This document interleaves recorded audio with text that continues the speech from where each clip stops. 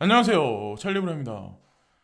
외줄타기 장세 속에서 내 자신이 투자한 코인에 관해서 확신 없으신 분들이 저한테 이제 댓글에서 자꾸 물어보세요. 이 코인 괜찮냐, 어떠냐. 근데 제가 늘상 말씀드리지만 내 자신이 확신하는 것만큼 투자하는 게 그게 정답인 거고, 내가 확신이 없다면 비트코인이든 이더리움이든 이런 시총 상위 중에 두 가지 코인 위주로만 하시고, 리플 코인이 아무리 싸다고 하더라도 초보 투자자들은 어차피 그 코인 오랫동안 홀딩도 못하고 그리고 수익도 나지 못해요. 예, 제가 보기에는. 그래서 웬만큼 시드 규모가 있거나 좀 약간 어느 정도 이 시장에 관한 메커니즘을 아시는 분들만 XRP는 접근하시는 게 제가 개인적으로 보기엔 아마 정신건강에 나을 거라고 생각을 합니다. 자, 여기 나와 있는 거는 뭐냐면 스팀잇이라는 플랫폼이 있어요. 예전에 이제 델 라이머가 스팀을 만들어내면서 이렇게 뭐 블로그나 이런 걸 할 수 있는 어떤 이 플랫폼을 만들었는데, 저도 이때는 여기서 이제 활동을 했었고, 이때 2018년에 제가 2017년에 이 글을 썼나, 아마 2018년 초반에 썼나 모르겠는데, 여기 나와 있는 걸로는 4년 전이라고 써 있네. 이게 제 개인적인 계정인데, 예. 예전에 아마 제 영상에서 아마 채널에서 한번 소개를 드린 적 있을 거예요. 제가 지금까지 생각해왔던 가상자산 시장을 예전에도 똑같이 더는 일관되게 바라봤었거든요. 그때도 마찬가지로 5대 기축통화 자리에, 여섯 번째 자리에 비트코인이 들어가지 않을까라는 생각을 그때도 하고 있었어요. 지금하고 변화가 없어요. 그래서 제목을 보시면 2018년 2월 달부터 3월까지 비트코인은 1,000만 원 이상 갈 수 있을까? 사람들이 믿지 않는 비트코인 외에 가상화폐가 어떻게 피아트머니 5대 기축통화 자리로 들어갈 수 있을까? 그것도 빠르게. 저는 이제 이런 거 상상하는 걸 되게 좋아하거든요. 그래서 제가 문득문득 상상을 하면 어쩔 때는 진짜 현실이 될 때도 많아요. 많이 틀리기도 하지만. 자, 그래서 본론으로 딱 들어가면 핵폭탄이 터지는 그림이 하나 여기 나와 있고, 자, 이 글은 세계 이슈와 현실적인 정책의 필자 자신의 망상이 결합되어진 단순 비약적인 그림으로, 맹신하시어 과도한 투자는 지양하시기 바라며 그냥 재미로 봐주시면 감사하겠습니다. 제목이 아주 자극적이다. 1,000만 원이라는 돈이 현실 세상에서 과히 작은 돈이 절대로 아니다. 나를 포함 모든 분들이 그렇게 생각할 것이다. 그런데 어떻게 저 가격이 될 수 있을까? 이게 실현 가능할까요? 라는 반문하시는 분들이 대다수일 것이다. 3단 뛰기 육상 선수가 18m 길이를 뛰기 위해서는 여러 가지 요소가 필요하다. 중요한 게 강한 점프를 위한 도움닫기, 전력 질주, 그리고 밸런스가 맞춰진 3단 점프다. 이번에 다가오고 있는 비트코인 포크 이슈와 세그윗 둘 중에 하나는 될 것이고, 첫 번째 점프가 될 것이고, 두 번째는 초과율 있을 수 있는 ETF 승인권이다. 근데 ETF 승인권은 아직도 통과가 안 돼 있어요. 이미 가는 방향을 정해놓고 매번 쇼를 한다. 긍정과 부정을 섞어가며 드라마를 연출한다. 우리 같은 개미들은 우왕좌왕하며 여러 가지 시나리오를 생각해 본다. 그렇게 인류를 기만한다. 지금 대중들이 혼란스러운 것 같이 이때도 마찬가지로 뉴스를 통해서, 가격을 통해서 우왕좌왕하게 만들었었어요. 4년 전에도 어떤 분들은 비트의 세그윗 실패나 포크 실패를 점치며 여러 가지 가설을 내놓지만, 비트코인은 전자화폐 세상의 시조이며 왕이다. 그리고 상징성이 엄청나다.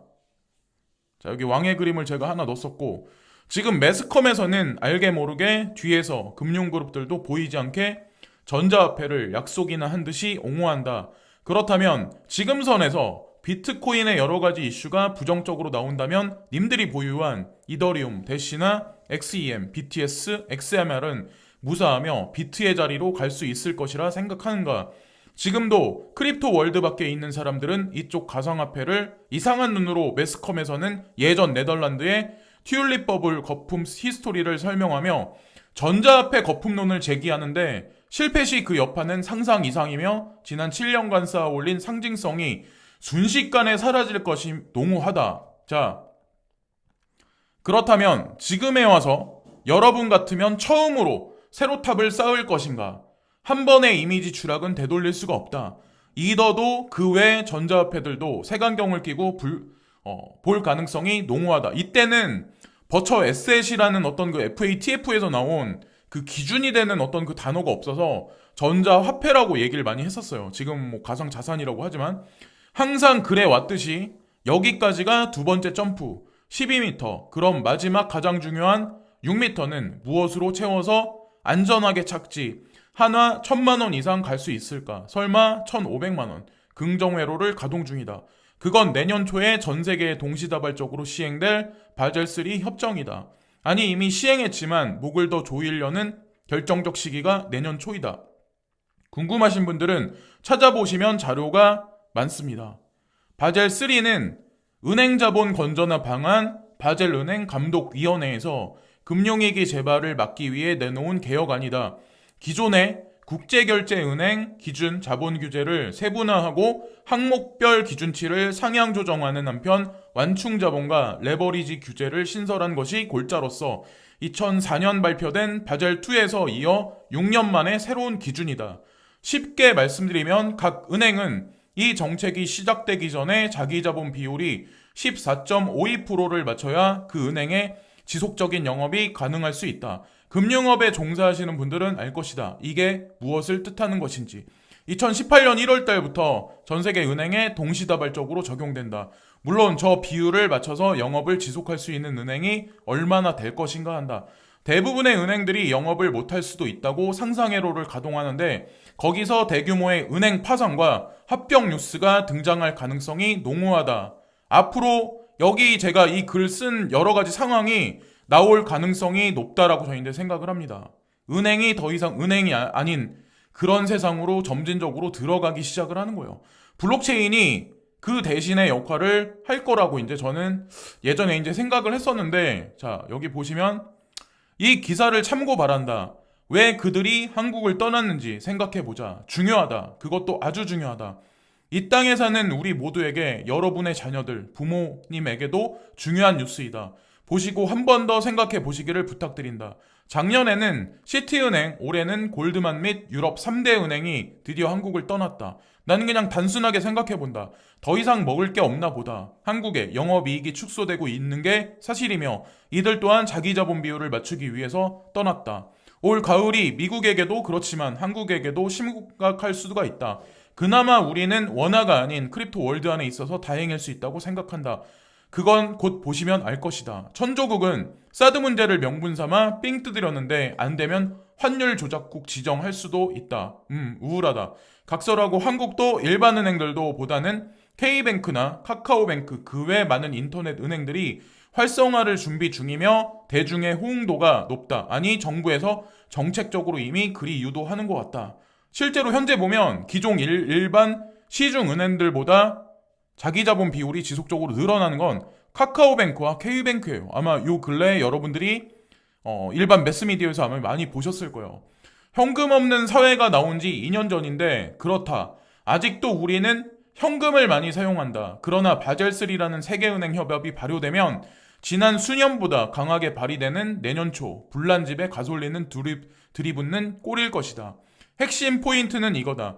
기존의 피아트머니라는 수도꼭지를 이용해서 전 세계의 통화량으로 경제를 주물렀는데 이제 그 수도꼭지의 수명이 다해서 수도꼭지를 너무 틀 수도 그렇다고 확 열 수도 없으니 새로운 전자화폐 수도꼭지가 필요한데 교체할 결정적인 명분이 필요하다. 바젤3가 시행되면서 피아트머니 수도꼭지는 서서히 고장과 노화라는 핑계로 수도꼭지를 잠글 것이다. 의도적이다. 명분을 여기서 찾는다. 인류는 그냥 그 명분을 수긍할 수밖에 없다.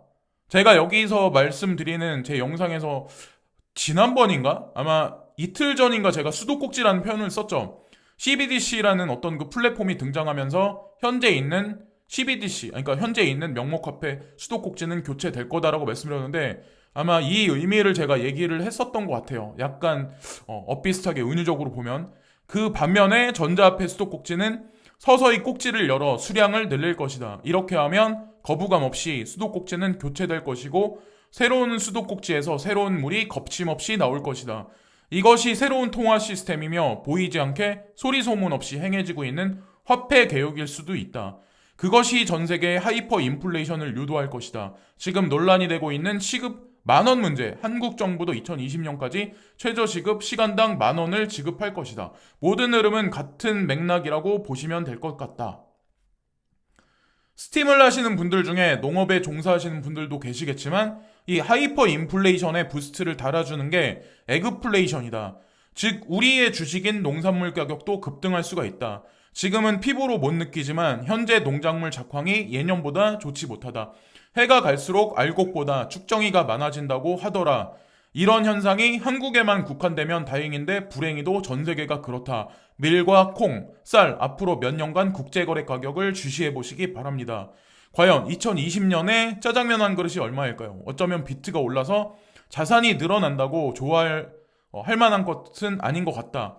바젤 3는 이미 아주 오래전에 거의 7년 전 나온 정책인데 점진적으로 시행하다가 2018년 초로 극도로 규제를 강화할 뿐이다.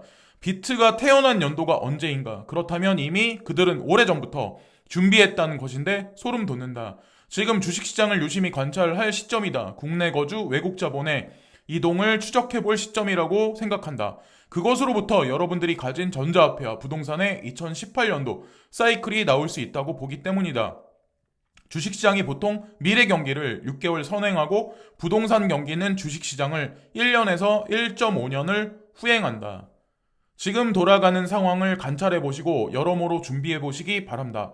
왜 대출문이 줄어들고 점진적인 규제를 하는지, 아니 규제를 할 수밖에 없는지, 그게 시중자금 흐름에 어떠한 영향을 줄 것이며 전자화폐는 어떤 영향이 있는지 각자가 조사해보고 사색해볼 시기이다.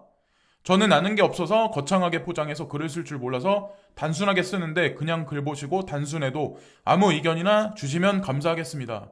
제가 그래서 예전에 4년 전에 이런 글을 스팀에서 이제 포스팅 한 적이 있었는데 그냥 한번 시간이 지금 뭐 흘렀죠. 어느 정도 이제 흘렀는데 여러분들하고 한번 공유해 보시면서 여러분들은 지금 현재 돌아가는 상황을 어떻게 생각을 하시는지, 가상자산에 투자하시는 것에 관해서 얼마나 확신을 가지고 계시는지, 확신이 없으시다면 내가 가진 그릇보다 많이 투자를 안 하시는 게 저는 정답이라고 생각합니다.